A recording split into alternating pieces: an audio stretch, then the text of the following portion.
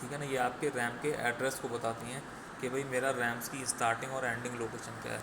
And these are their address buses. ठीक है, ये अभी हम देखेंगे डायग्राम के अंदर कि कौन सी एड्रेस बस जब सिलेक्ट होगी तो क्या फंक्शनिंग होगी। ठीक है ना। नेक्स्ट में है मेमोरी कनेक्शन टू सीपीयू के अंदर, वो आपसे मैं डिस्कस करूँगा। मेमोरी कनेक्शन सीपीयू के अंदर जो है, अब यहाँ पर आ गई आपकी ऑक्सिलरी मेमोरी। ठीक है, ऑक्सिलरी मेमोरी क्या होती है ये अभी हम डिस्कस करेंगे। उससे पहले हम पहले कनेक्शन देख लेते हैं कि कनेक्शन क्या है, मेमोरी कनेक्शन। नेक्स्ट इसके अंदर डायग्राम है, ये आपका क्या है, ये आपका memory connection to the CPU. ये डायग्राम है, जैसा कि मैंने आपको उसके अंदर बताया था कि मेरे पास सीपीयू है, उसके अंदर मेरे पास 1 to 16 एड्रेस बस लाइंस हैं, 2 रीड राइट लाइन है, डेटा बस है। ठीक है, जो मेरी आपकी इसके अंदर 2x4 का डिकोडर है। ठीक है, अब जो मेरी लाइन नंबर 8 और 9 है एड्रेस बस की, वो डिसाइड करेगी कि मेरी कौन सी रैम सिलेक्ट होगी। अगर चिप सिलेक्ट का जो पिन है वो 0 0 है, इट मीन्स मेरी रैम 1 सिलेक्ट होगी। अगर 0 1 है तो रैम 2 सिलेक्ट होगी, 0 2 है तो ये, 0 3 है तो ये, 4 है तो ये। ठीक है, या 0 3 है ये, 2 ये, 1 वो, और 0 पे 4, पहली वाली रैम चिप सिलेक्ट होगी। ठीक है, 10 जो मेरी लाइन है वो क्या डिसाइड करती है, वो सिंपल डिसाइड करती है आपका क्या, एड्रेसिंग 1 to 7 ऑफ रोम।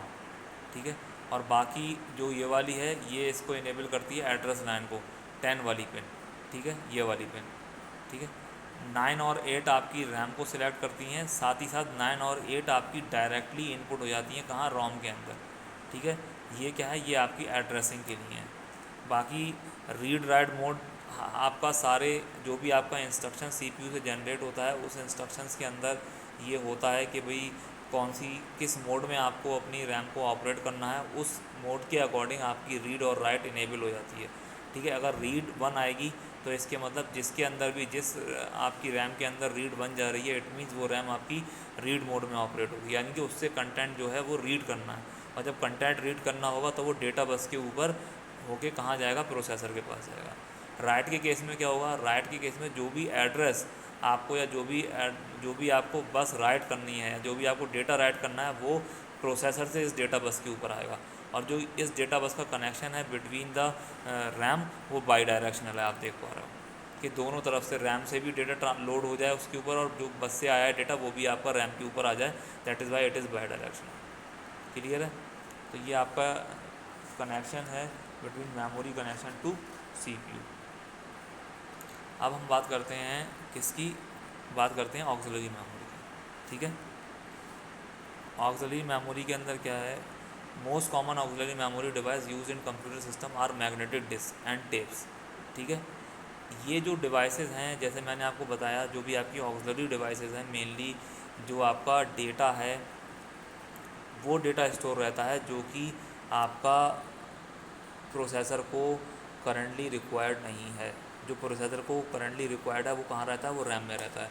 ठीक है, तो यानी कि जो भी आपकी लार्ज फाइल्स हैं या जो भी आपका ऐसा डेटा है जो कि आपको परमानेंटली स्टोर रखना है, वो आप कहाँ रखते हो, ऑक्सिलरी फाइल में रखते हो। या कह लो फिज़िकल जो आपका डेटा है वो आपका फिज़िकली कहाँ रखा जाता है, ऑक्सिलरी मेमोरी के अंदर रखा जाता है। ठीक है, या फिज़िकल मेमोरी भी आप बोलते हो। ठीक है, ये मेमोरीज़ आपकी फाइल्स को स्टोर करने के लिए, आपको डेटा को स्टोर करने के लिए, या आपके बैकअप लेने के लिए यूज़ होती हैं। ठीक है, इसके जो आपके पार्ट हैं, जैसे आपकी मैग्नेटिक डिस्क हो गई, आपकी सीडी ड्राइव हो गई। ठीक है, ये सारे आप मैग्नेटिक टेप हो गया, ये आपके एग्जाम्पल हैं ऑक्सिलरी मेमोरी के। मैग्नेटिक टेप और मैग्नेटिक ड्राइव आप पढ़ लीजिएगा, ये मैं अभी आपको इसमें नहीं करा रहा हूँ क्योंकि हमारा थोड़ा सा सिलेबस का टाइम भी कम है। नेक्स्ट जो हमारे पास आती है वो आती है आपकी एसोसिएटिव मेमोरी। ठीक है, एसोसिएटिव मेमोरी हम पढ़ ही चुके थे। अब एसोसिएटिव मेमोरी क्या होती है, एसोसिएटिव मेमोरी के अंदर जो भी हम डेटा एक्सेस करते हैं वो हम एड्रेस के थ्रू नहीं एक्सेस करते हैं। ठीक है, a memory unit access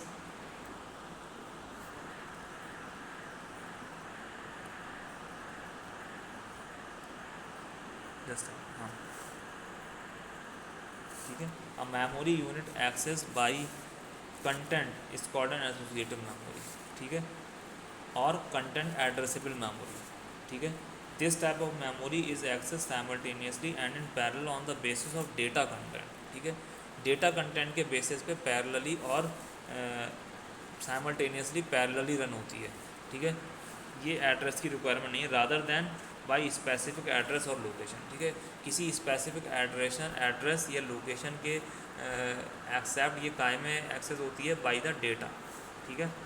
when a word is written in an associative memory no address is given, जब कोई इसको आप राइट करते हो, उस राइट करते टाइम भी आपको कोई एड्रेस की रिक्वायरमेंट नहीं होती, सिर्फ you need to match the data, ठीक है, कि वो कहाँ राइट होना है और किस लोकेशन के ऊपर राइट होना है, ठीक है।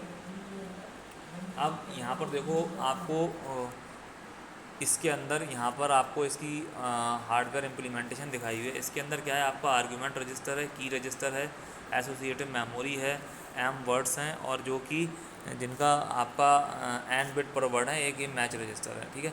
अब जो आर्गूमेंट रजिस्टर के अंदर जो भी आपकी वैल्यूज होती हैं, उसकी लेफ्ट मोस्ट सिग्निफिकेंट बिट्स को आप मिलाते हो किससे, की रजिस्टर से। अब उसके करस्पॉन्ड आर्ग्यूमेंट रजिस्टर के करस्पॉन्ड जो भी की रजिस्टर्स की वैल्यू होती हैं, ठीक है, इस आर्ग्यूमेंट रजिस्टर के करस्पॉन्ड जो भी की रजिस्टर्स की वैल्यू होती हैं, अगर की रजिस्टर के अंदर इसके करस्पॉन्डिंग जो वैल्यूज़ हैं वो 1 हैं, इट मीन्स आप उन करेक्टर्स को या उन बिट्स को आप मैच करोगे to the word which you want to match, ठीक है। साथ के साथ जो भी करेक्टर्स या जो भी बिट्स आपकी मैच हो जाती हैं, उनकी एंट्री आप मैच रजिस्टर के अंदर स्टोर करा देते हो।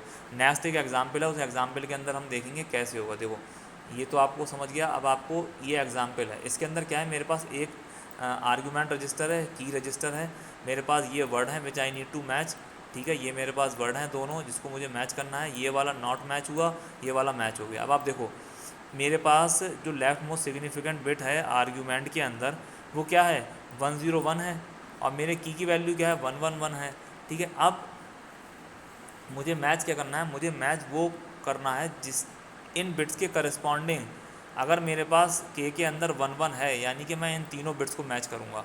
अगर ये सपोज़ कर लो यहाँ पर 0 होता बीच वाली में के में, तो मैं इस वाली बिट को मैच ना करता, मैं सिर्फ इसको और इसको मैच करता, ठीक है। अब देखो मुझे पता चल गया मुझे इन तीनों बिट को मैच करना है। अब मैंने इन तीनों बिट को मैच करा वर्ड 1 से, नहीं मैच हुई, मैंने करा वर्ड 2 से, मुझे मैच मिल गया, यानी कि ये वाला जो वर्ड है ये मेरा मैच है, इस वर्ड को मैं या तो रीड कर लूँगा या इस वर्ड के ऊपर मैं राइट कर दूँगा।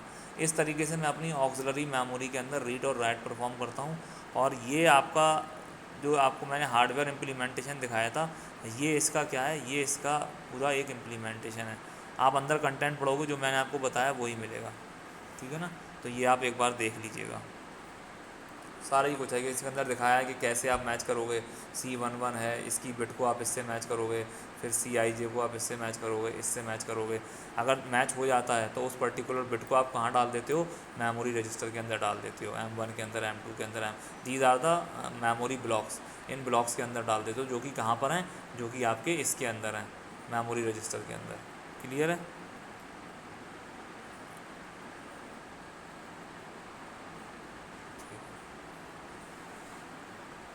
इसमें किसी को कोई डाउट? यस,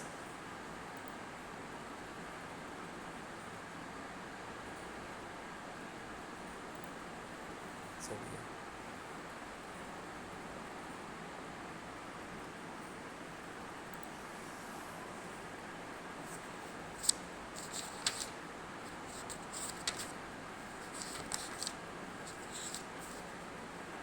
अब आता है आपका नेक्स्ट जो टॉपिक है, दैट इज़